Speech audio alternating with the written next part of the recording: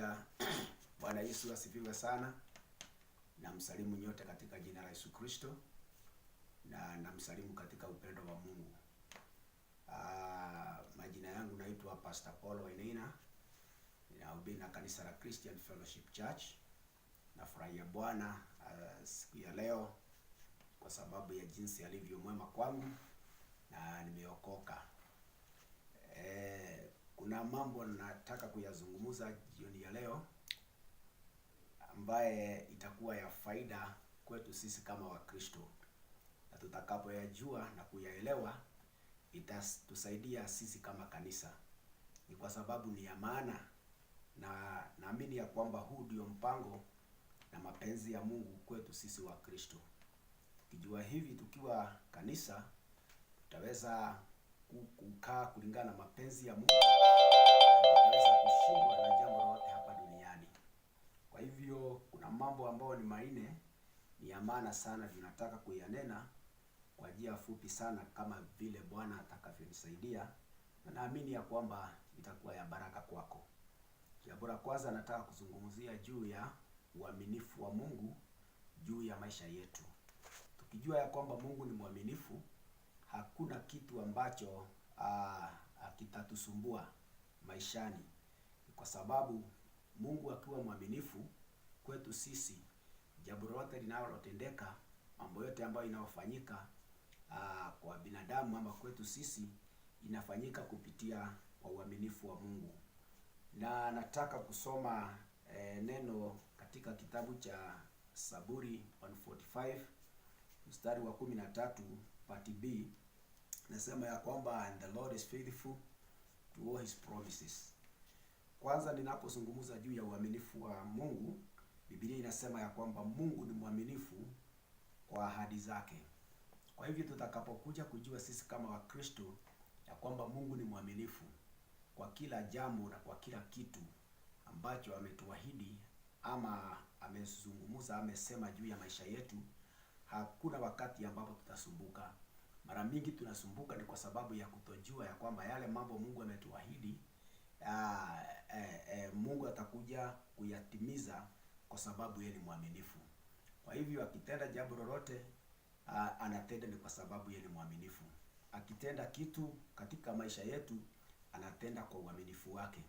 Kwa hivyo sisi tukichukua lile jambo in a very negative way, tujue ya kwamba Mungu ananena, anatenda, anafanya jambo lolote katika maisha yetu kupitia uaminifu wake, basi hatutasumbuka na jambo lolote, ni kwa sababu Mungu ni mwaminifu kwa yote.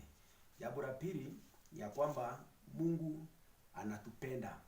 Na mahali ambapo nilikuwa nimesoma na Biblia inaendelea kusema ya kwamba and God is laughing towards all he has made. Mungu anapendezwa na jambo lolote na kitu chochote ambacho amekiumba. Kwa hivyo tutakapokuja kujua ya kwamba Mungu amependezwa nasi ni kwa sababu anatupenda, hatutakuja kusumbuka ni kwa sababu ya yale tunapitia, yale inatendeka katika maisha yetu, kwa sababu tukijua ya kwamba anatupenda zaidi, hata wakati mambo haijakuwa jinsi ambavyo sisi tunataka, even things are not the way we want in our lives, wakati ambapo tunapitia mambo magumu, wakati ambapo tunapitia mambo mazito na vita imetusunguka, ni vyema kujua ya kwamba Mungu angali anatupenda. Wakati mambo haiendi jinsi ambavyo sisi tunataka, ni vyema kujua ya kwamba pia Mungu anatupenda. Na kama anatupenda, yale tunapitia kupitia mapenzi yake. And that's why it is very important for us to know the love of God concerning us.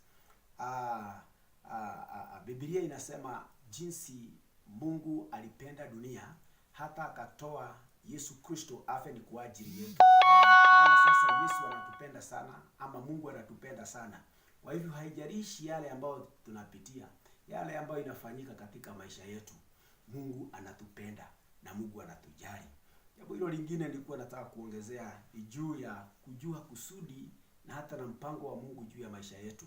Katika kitabu cha Isaia 14 verses number 24 na 27 inazungumza juu ya makusudio ya Bwana. yale Mungu amekusudia kutenda katika maisha yetu, hakuna mtu awezaye kubadilisha. Ule mpango Mungu aliye juu ya maisha yetu, hakuna mtu awezaye kukataa.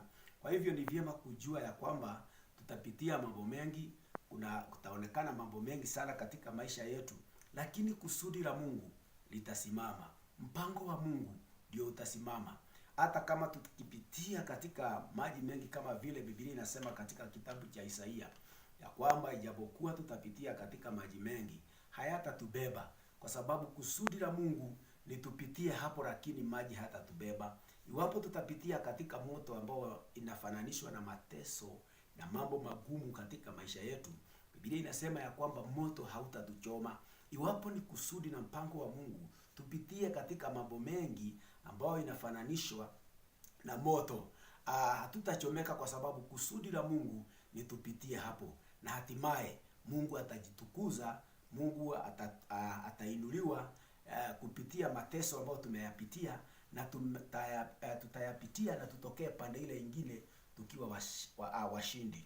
Jambo lingine ambalo ni la mwisho wanataka kuunganisha pamoja na mambo haya ni juu ya kujua mapenzi ya Mungu. Mara nyingi tunasumbuka na tunalia na tunalalamika kwa sababu ya kutojua mapenzi ya Mungu. Maana kama tutajua mapenzi ya Mungu juu ya maisha yetu,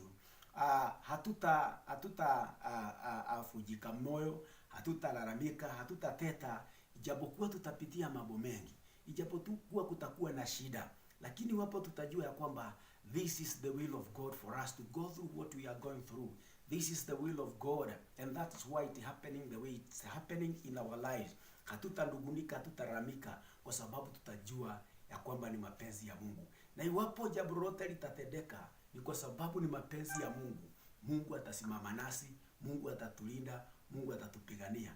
Na inapoenda kumalizia, ni vyema kujua ya kwamba mambo mengi ambayo inatendeka katika maisha yetu kwa sababu ya uaminifu wake, kwa sababu anatupenda, kwa sababu ya kusudi lake na mpango na mapenzi yake. Mara nyingi hatujui.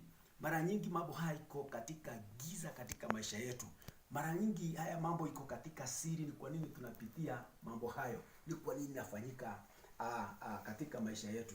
Lakini vyema kujua neno la Mungu jinsi linavyosema ya kwamba mambo iliyo ya siri ambaye Mungu hajatufunulia ni yake, kwa sababu hivyo ndivyo anavyosema in the book of Deuteronomy 29:29.